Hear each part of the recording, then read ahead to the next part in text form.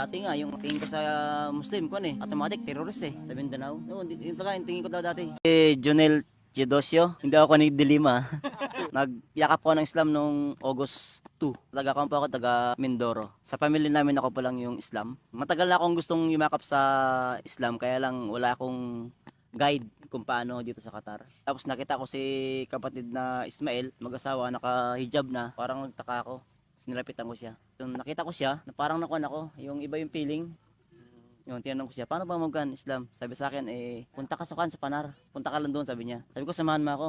Sinamahan niya ako. Doon ako nasyada. Sa pagsubok naman, alhamdulillah, yung mga dati mong kaibigan, lalo't na dati nagiinom ako ng alak. Ngayon, tuwing may inuman, pinipilit talaga akong painumin. Kahit isang tagay lang. Pero yun na ako ngayon. Na-overcome ko yun na hindi ko tumagay kahit anong kan. Paunti-unti, step by step.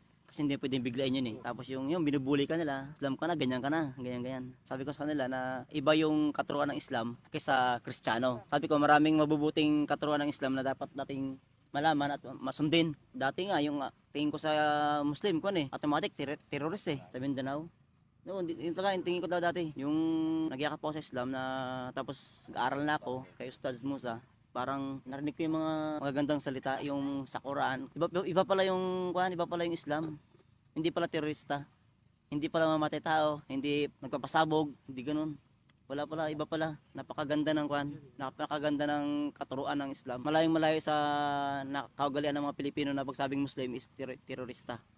Malayo. Yun lang. Masaya ako dahil naging parte ako ng balik Islam ako, niyakap ng Islam na sa ngayon siyempre struggle pa tayo sa mga nakapaligid sa atin ng mga kailangan natin overcome yun, di ba?